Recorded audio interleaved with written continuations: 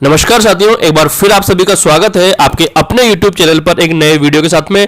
और आज के इस वीडियो में हम बात करने वाले हैं कर्मयोगी पोर्टल पर आपको रजिस्ट्रेशन किस प्रकार से करना है। जैसा कि आप सभी को मालूम है, सेंट्रल गवर्नमेंट के द्वारा यह जो पोर्टल है वो विकसित किया गया है, कर्मयोगी पोर्टल। और इस पोर्टल पर सभी जो आपके कर्मचारी हैं, सभी जो अधिकारी हैं, चाहे वह राज्य सेवा के कर्मचारी हो, चाहे अधीनस्थ सेवा के कर्मचारी हो, चाहे मंत्रालय कार्मिक हो, या चाहे आपके चतुश्रेणी कार्मिक हो, सभी जो ग्रुप हैं ए बी सी और डी के जो कार्मिक हैं, उनका इस पोर्टल पर रजिस्ट्रेशन करना अनिवार्य है।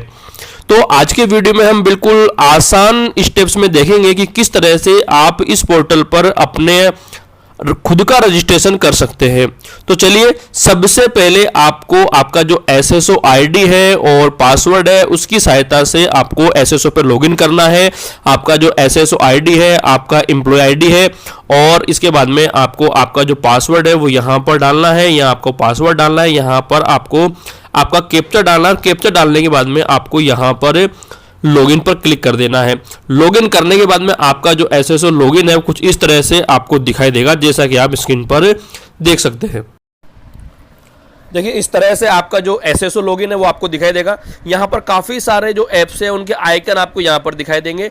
यहाँ पर आपको कर्मयोगी पोर्टल पर रजिस्ट्रेशन करने का जो पहला स्टेप है, उसमें आपको यहाँ पर राजमेल जो ऐप है वो आपको यहाँ पर सर्च करना है। ये रहा राजमेल, ये आपको स्क्रीन पर दिखाई देगा। यदि यह स्क्रीन पर दिखाई नहीं देता है तो आपको यहाँ अदर एक्टिव ऐप्स में जाना है और यहाँ पर सर्च करना है। काफ़ी सारे आपका आइकन आपको यहाँ दिखाई देंगे, उसमें आपको ये जो राजमेल है इस वाला आइकन, इस तरह का आइकन आपको सर्च करना है और उस पर क्लिक करना है।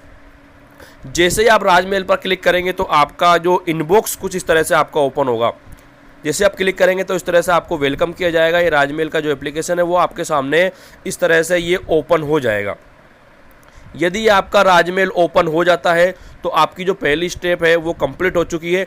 यहाँ से आपको आपकी जो कर्मचारी जो भी आप कर्मचारी हैं उनकी आपकी जो सरकारी जो मेल आईडी है वो यहाँ से आपको नोट कर लेनी है, क्योंकि कर्मयोगी पोर्टल पर रजिस्ट्रेशन करते समय आपको ये जो गवर्नमेंट की जो मेल आईडी है वो आपको यहाँ पर डालनी है और उस पर आपको ओटीपी लेना है। तो देखिए, जो आपकी गवर्नमेंट जो मेल आईडी है उसके लिए आपको ये पेज ओपन होगा।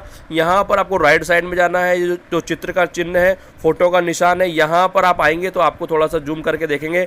यहाँ पर आपको आपकी जो एम्प्लॉय आईडी के साथ में जो आपकी जो मेल आईडी है वो यहाँ पर आपको दिखाई देगी, RJSM और @rajasthan.in। इस तरह से आपकी ये जो गवर्नमेंट मेल आईडी है इसको आपको नोट कर लेना है, क्योंकि इस मेल आईडी पर आपको ओटीपी लेना है। तो इस तरह से जब आप रजिस्ट्रेशन करेंगे तो इस राजमेल पर आपको एक ओटीपी प्राप्त होगा, वह ओटीपी आपको डालना है। दूसरा ओटीपी आपको मोबाइल नंबर पर लेना है। तो दोनों बार आपको ओटीपी लेकर के कर्मयोगी पोर्टल पर रजिस्ट्रेशन करना है। तो हमारा पहला स्टेप है ये था, आपको ये जो गवर्नमेंट आईडी है वो नोट कर लेनी है और यहाँ पर आपको ये इनबॉक्स है वो ओपन करके रखना है, क्योंकि यहाँ पर आपको आपका जो ओटीपी है कर्मयोगी पोर्टल पर रजिस्ट्रेशन का वो आपको यहाँ पर प्राप्त होने वाला है। तो चलिए, अब हम चलते हैं कर्मयोगी पोर्टल पर। अब देखिए, कर्मयोगी पोर्टल पर आने के लिए आपको सिंपली गूगल पर चले आना है और गूगल पर आपको टाइप कर देना है कर्मयोगी रजिस्ट्रेशन। इस तरह से आपको टाइप कर देना है और इसको सर्च करना है। जैसे आप सर्च करेंगे तो यहाँ पर आपको पहले ही जो लिंक है आपको दिखाई देगा, रजिस्टर IGOT की जो साइट है वो दिखाई देगी। आपको यहाँ पर क्लिक कर देना है और जैसे आप यहाँ पर क्लिक करेंगे तो एक नया पेज ओपन होगा। आपको रजिस्ट्रेशन जो पेज है वह आपको यहाँ पर दिखाई देगा। यहाँ पर आपको आपका फुल नेम डालना है, गवर्नमेंट के अनुसार जो आपका नेम है वह नेम आपको यहाँ डालना है। नेम डालने के बाद में आपको सेकंड नंबर आपका ग्रुप, जो भी ग्रुप है आपका वह सेलेक्ट करना है। 4 प्रकार के ग्रुप यहाँ पर है, ग्रुप A, B, C और D। राज्य सेवा कर्मचारी हैं, अधिकारी हैं तो ग्रुप A है। आपके अधीनस्थ कर्मचारियों के लिए ग्रुप B है। मंत्रालय कर्मचारियों के लिए ग्रुप C है। और जो 4th क्लास है, चतुश्रेणी जो कर्मचारी उनके लिए ग्रुप D है।